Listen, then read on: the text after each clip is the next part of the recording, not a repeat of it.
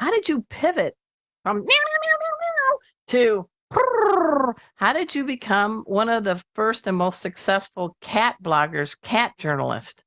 Well, when the internet started being something that your average person and not just the military and geeks, started becoming prevalent in the very early 90s, I totally got into it. And I was fascinated by it. And when it got sophisticated enough where people, HTML was developed to a certain point, I started building websites on the internet. This was like Oh, in the wow. this was like in What the was late this about? 1990s. And I mean, Okay. I taught myself HTML, from a book. Oh, And wow. yeah, and I was, and of course, like at the time I was doing rock journalism, so I was just, taking interviews. I gotten paid to do for Hits magazine or other magazines, and I would take bits and pieces of those interviews, and I would just put them up on my this online zine. And so eventually, I started branching out into other topics. I went into fitness, and then and a couple of years later, I got my first Somali, which was Sparkle, and I thought it would really be fun to put her, to build her a website. And And let's so, stop for a second. People need to know this was an amazing cat, Sparkle.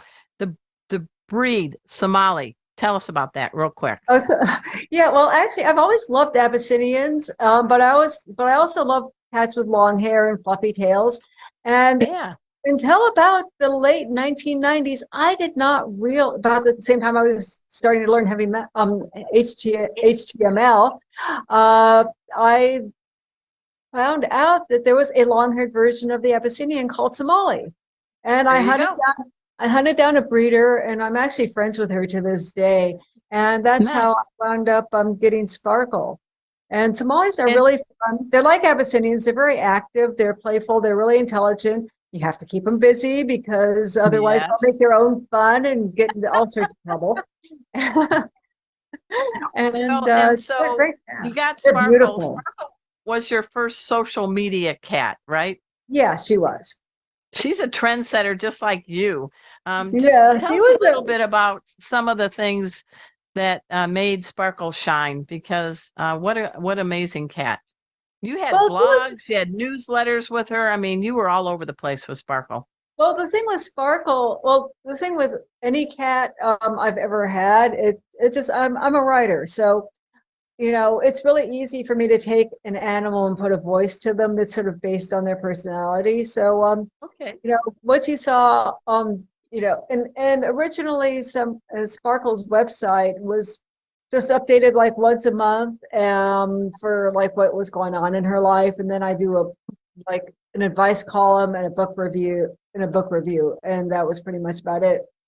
But And when you did that, you did it with genius. You weren't like over the top cutesy. I mean, I know for my puns, I know that. But you well, she made her wasn't cutesy. She no, she wasn't, was no. sophisticated. So, I Well, mean, she that's what was I like about snarky and she was snarky and she didn't like people very much. And that was her personality. She just, but you were true to her. yeah, yeah. And then I had two other cats at the time too, Bingo and Booty. And Bingo's a tortoiseshell with full on tortitude. What a character she was. And Booty was the shy cat, the cat that's always invisible. Like, people come over and they go, "Oh, I thought you had three cats or two cats instead of three, or three cats instead of four." And she's all the cat that you never saw. I And think so there's a lot of people that can relate to that. yeah. And so anyway, yeah, they're and their personalities appeared on, the blog, and, were very true to who they were. And like, Binga, to this day, Binga passed away in like 2019 in June, almost for almost almost 4 years ago, and people still love her. It's like amazing. People still remember Yeah. and love her. I mean, who've never met her, like just on the internet. How did you give her the name Sparkle? Sparkle, I don't know. I just came up with it. I was trying to figure out because I knew I was going to put her on the internet since I was doing the internet, And so I had to figure out some sort of like name that would work on the internet, something that wasn't. You didn't pick the name Snarky. Yeah, no, I wanted a name that was sort of like not quite generic, but just not real. Just that would work. I mean, like the other two cats, Binga and Booty. I mean, that's just names that didn't make sense. The cat before Sparkle was named Harlot. Ooh, Yeah, okay. that would be her personality. She was really a character. A calico and prettiest face. I mean, she rivaled Summer in beauty. Wow. Like she had a face like a beautiful Disney princess character.